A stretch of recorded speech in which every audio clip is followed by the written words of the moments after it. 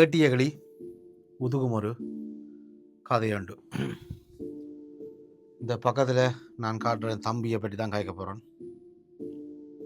ஏன் இந்த தம்பியை பற்றி கேட்குறேன்டா, இப்போ நேற்று இந்த தம்பி ஒரு வாகன விபத்தில் இறந்துட்டார் யாழ்ப்பாணம் நல்லூரில். ஏன் இவரை பற்றி கதைக்கணும்னு எனக்கு தோணுன்னு சொன்னால், இவரை நான் ஒரு 2002ஆம் ஆண்டு காலப்பகுதியில் ஒரு சின்ன பிள்ளையாக பார்த்தேன். ஒரு 10-12 வயதுக்கு நினைக்கிறேன்.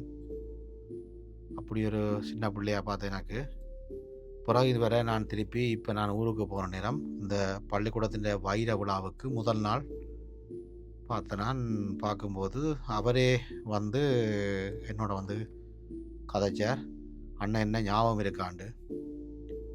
அப்போ நான் சொன்னேன், அந்த சந்த தேவியக்காண்ட யாரோ சொந்தக்காரர் அந்த முகச்சே படிக்கணும்னு சொல்ல உடனே சொன்னார், இல்லையண்ணா நான் தான் சந்த தேவியக்காண்ட மகன் கோபு கண்டு. அப்போ தான் எனக்கு ஞாபகம் வந்துச்சுது, இந்த ஊருக்குள்ளே நான் போய் நின்ற நேரம் ஒரு சில தம்பியாக்கள் சில ரோட்டுகள் சில பாலங்கள் இதுகளை எல்லாம் காட்டி, அண்ணன் இந்த பாலம் காட்டினது சந்த தேவியக்கான மகன் கோபு, இந்த ரோட்டு போட்டது சந்த தேவியக்கான மகன் கோபு, அவன் பாண்டியங்குளம் பள்ளிக்கூடத்தில் படித்து தான் இன்ஜினியர் ஆகி படித்தவன், இப்போ இன்ஜினியராக இருக்கிறான், ஒரு நல்ல பொறியியலாளன். இல்லை எனக்கு அந்த எங்களோட ஊருக்குள்ளேயே படித்த ஒரு பிள்ளை எங்களோட ஊருக்குள்ளேயே நின்று ஒரு பொறியியலாளனாக நின்று வேலை செய்கிறத பார்க்கல எனக்கு உண்மையாக சந்தோஷமாக இருந்தது. நான் போகிற கடையில் இந்த தம்பி இருக்கா பார்க்கணுமெண்டு நினச்சினான். எதிர்பாராத விதமாக வைர விழாவுக்கு முதல் நாளும் வைர விழாண்டுன்னு நாங்கள் நிறைய அவரோட கதைக்கிறதுக்கு சந்தர்ப்பம் கிடைச்சது. அப்போ வைர விழாவுக்கு முதல் நாள் கதைக்கல நல்ல ஒரு பண்பாகவும் அமைதியாகவும் நல்ல அண்ணா, நான் உங்களோட வீடியோக்கள் பார்க்குறேன், நான் உங்களோட ஃபாலோவர்ஸ், அதை விட நான் இப்போ பொறியியலாளர் நான் வேலை செய்கிறேன், வெளியால் நிறைய வேலைகள் செய்து கொண்டிருக்கிறேன், யாழ்ப்பாணத்தில் நிறைய வீடுகள் கட்டியிருக்கிறேன். அப்போ நான் சொல்லிக்கிறேன், நான் சொன்னேன், இல்லை தம்பி உங்களை பற்றி இந்த ஊருக்கு நிறைய பேர் என்னோட கதை கேட்கல எல்லாம் சொல்லியிருக்கணும், ரோட்டுகள் சில ரோட்டுகளை காட்டி சொல்லிக்கிறோம், இந்த பாதை எல்லாம் இந்த வீதி கோபு போட்ட வீதி. அப்போ எந்த கோபுன்னு கேட்கும்போது சந்த தேவியக்காண்ட கோபுன்னா சொல்லுவாங்க. அதே அந்த சந்த தேவியக்கான்ற அடையாளம்ண்டா, ஒரு தாய் சரியான கஷ்டத்தின் மத்தியில் அந்த தாயன்னு சொல்கிற அந்த சந்த தேவியக்காண்டா தான் பாண்டியங்குளத்தில் அல்லது செல்வபுரம் கரும்புள்ளியால் தெரியும், சந்த தேவியக்காண்டா தான் தெரியும். என்றால் அவள் நீண்ட காலமாக, நாங்கள் சின்ன குழந்தை பிள்ளைகளாக இருந்த காலத்திலேயே சந்தையில் மரக்கறி வெஜிடபிள் விற்கிறது தான் அவன் அந்த தொழிலாக இருந்தது. அது அந்த காலம் தொட்டு இப்போ வரையும் சந்தையில் வியாபாரம் செய்கிறவன். ஏன்னா எனக்கு தெரியும் அவன் புருஷன் இறந்துருக்கணும்னு நினைக்கிறேன் சின்னல்லையே வெவ்வேல. அப்போ சரியாக கஷ்டப்பட்டு இந்த பிள்ளைகளை சரியாக கஷ்டப்பட்டு வளர்த்தவா, அந்த சந்தைய மரக்கறி விற்று வார வருமானத்தில் தான் இவங்களையெல்லாம் படிப்பிச்சவா. அதுலேயும் இந்த கோபுன்ற இந்த தம்பியை ஒரு பொறியியலாளனாக படிப்பிக்கிறன்றது, ஒரு சந்தையில் இருந்து வார வருமானத்தை வச்சு அதில் இருந்து வச்சு அதை படிப்பிக்கிறன்றது எவ்வளவு கடினமான விஷயம் என்று உங்களுக்கு தெரியும். அதை விட நாங்கள் எங்களிடம் ஒரு கிராமம் பாண்டியங்குளம்ன்றது நகரத்தை நோக்கி வளர்ந்து கொண்டு வர ஒரு கிராமம். அப்போ இந்த கிராமத்திலிருந்து ஒரு பிள்ளைய படிப்பிச்சு அந்த பிள்ளைய ஒரு பொறியியலாளன் ஆக்கி அந்த பிள்ளை அதே ஊருக்குள்ளே வீதிகள் வீடுகள் பாலங்கள் எல்லாம் கட்டும்போது இதில் ஒரு திருக்குறள் சொல்லுவாங்களே, ஈன்ற பொழுதில் பெரிதுவக்கம் தன் மகனை சான்றோன் என்று கேட்ட தாய் என்று சொல்லி திருக்குறள் இருக்குதானே. அந்த திருக்குறள் என்ன அர்த்தம்ண்டா, ஒரு பிள்ளைய பெற்று அந்த பிள்ளை பெறுற நேரம் கிடைக்கிற சந்தோஷத்தை விட அந்த பிள்ளை இந்த சமூகத்தில் பேரும் புகழையும் அறிவு சார்ந்த விஷயத்தை சார்ந்திருந்த ஒரு திறமையும் காட்டும்போது அந்த அம்மாவுக்கு அந்த பேர்கள் அல்ல அந்த பிள்ளை சம்பந்தமான பெருமைகள் அந்த அம்மா அந்த காதில் கேட்கும்போது வார சந்தோஷம் இருக்குதானே, அது பிள்ளைய பிறகுல இருந்த சந்தோஷத்தை விட பல மடங்கு பெருசுன்னு சொல்லுவாங்க. அப்போ அப்படித்தான் எங்களோட ஊரில் இந்த தம்பியை நாங்கள் பார்க்குறோம். எங்களோட ஊரில் இந்த தம்பியை எப்படி பார்க்க முடியா, எங்களோட ஊரில் நாங்கள் எங்களோட ஊர் பெற்றெடுத்த ஒரு புதல்வன், அந்த புதல்வன் எங்களோட ஊருக்குள்ளே வந்து எங்களோட ஊருக்கு ஒரு பெருமை சேர்த்து எல்லாம் நிறைய விடயங்களை செய்து ஒரு பொறியியலாளனா மக்கள் எல்லாரும் போற்றக்கூடிய ஒரு நல்ல பண்புள்ள பிள்ளையா இந்த பிள்ளைய பார்க்கல நாங்கள் எப்படி பார்க்குறோம்னா அந்த தம்பியாக பார்த்த அந்த கோவு ஒரு பெரிய ஒரு ஆளாகும். அவன் அம்மாவை விட எங்களுடைய ஊர் சமூகம் இந்த பிள்ளைய ஒரு பெரிய பெரிய விடயமாக பார்க்குது. இல்லை எங்களோட ஊருக்கு கிடைச்ச ஒரு சொத்து மாதிரி பார்க்குறோம். அப்போ அப்படி இருக்கைகளில் திடீரென்று நேற்று இந்த செய்தி வருது அப்படின்னு சொன்னால் ஒரு வாகன விபத்தில் இறந்துட்டாருண்டு. உண்மையாக நான் இதை காணொலிக்காக சொல்லலை.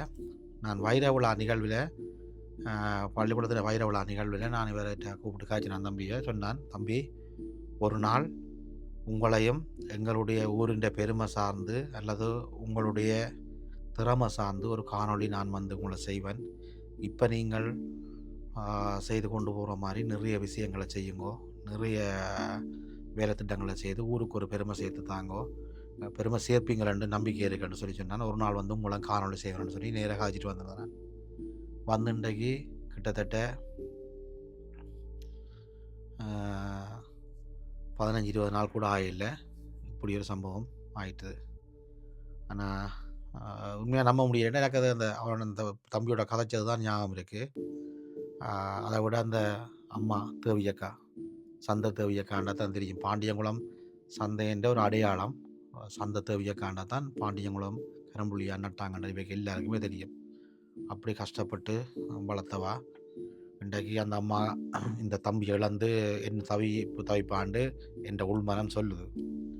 அந்த அம்மா மட்டும் இல்லை, எங்களோட சமூகமே பாண்டியங்குளம் நட்டாங்கண்டல் கரம்புள்ளியான் செல்வபுரம் இந்த வவுனிக்குளத்தோ அண்டிய மக்களுக்கே பெரிய ஒரு அதிர்ச்சி தகவல் என்னென்றால் எல்லாருக்குமே இவரை தெரியும்.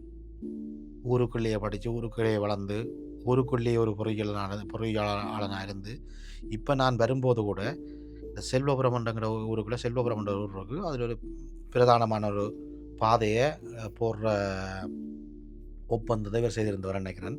அப்போ ரோட்டில் நிறைய மண்ணுகள் கிரவல்கள் எல்லாம் இறக்கி இருக்கல நான் என்னோட வந்த ஒரு தம்பியக்கு என்னடாண்டக்க இந்த செல்வபுரம் மெயின் இந்த உள் ரோட் போட போகிறாங்க. அது எங்கட சந்தை தேவியக்கான மகன் தான் போடுறான். அவன் நிறைய விஷயத்தை பாண்டியங்குளத்தில் நல்லா செய்கிறான்னு சொல்லி ஊரில் எல்லாருமே பெருமையாக காய்ச்சி வந்தது. அதை விட இந்த பள்ளிக்கூடத்தின் வைர விழாவுக்கு முதல் நாள் பார்த்த நான் இவற்றை சொந்த வாகனத்தை கொண்டு வந்து பள்ளிக்கூடத்தில் விட்டு பள்ளிக்கூடத்துக்கு தேவையான சாமான்களை ஏற்றி இறக்குற விஷயங்கள், வேறு வேறு இடங்கள்ல இருந்து சாமான்களை கொண்டு வர விஷயங்கள் எல்லாத்தையும் செய்து கொண்டு வந்தவர். அப்போ எனக்கு சொன்னார், அண்ணன் இந்த வாகனம் தான் அண்ணன் நான் வெளியில் எந்த பர்சனல் யூஸுக்கும் பண்ணுறேன், வேலைக்கு மேலே தான் யூஸ் பண்ணுறேன், படிகளை ஏற்றி இறக்குற எல்லா வேலையும் நான் செய்கிறேன். அதால் எனக்கு இந்த வாகனம் இது வாகனம் இல்லைன்னு எந்த உறவு மாதிரி எந்த வளர்ச்சிக்கு இந்த வாகனம் ஒரு காரணம்னு சொல்லி எனக்கு சொன்னார். அப்படி ஒரு திறந்த மனதோட நல்ல பண்பான ஒரு பிள்ளையை எங்களோட ஊருண்டை கிளந்திருக்கு. போன கிழமை ஈசண்ணேன்ற இறந்த செய்தியை போட்டிருந்தேன். அந்த இறந்த செய்தி போட்ட அப்புறம் தான் எங்களோட ஊர் மக்களுக்கு தெரியும் எங்களுடைய பழைய பாண்டியங்குளத்தின் பழைய ஆசான், பாண்டியங்குளத்தின் பழைய ஆசான் 88, 89, 90ஆம் ஆண்டில் படிப்பித்த பழைய ஆசான் ஈஸ்வரன் சேரை நாங்கள் இழந்துட்டோம்னு சொல்லி எங்களோட சமூகம் நிற்கல. அதே சமூகத்துக்கு இன்றைக்கு 2வது இழப்பு. ஒரு படித்த பண்பான அறிவுள்ள ஒரு தம்பி இழந்து நிற்கிறோம். இந்த காணொலி செய்கிற நோக்கம் உயிரோட நான் திருப்பியும் சொல்கிறேன், நான் உயிரோடு இருக்க ஒரு ஆளுடைய புகழ் பாடணும்னு நினைக்கிறாள். நிறைய சந்தர்ப்பங்களில் அது மாறுது. இப்போ ஈசன்னைக்கெல்லாம் நான் அவர் இருக்கும்போது அவரை பற்றி கதைக்கல. இந்த தம்பியோட நான் கதைச்சிருந்தேன், ஒரு நாளைக்கு உன்னையும் தம்பி காணொலி எடுப்பேன்னு சொல்லி. அது இன்றைக்கு அவர் பிறந்தா பிறகு அவர் சார்ந்து புகழ் பாட வேண்டிய நிர்பந்தத்துக்கு உள்ளாயிருக்கிறேன்.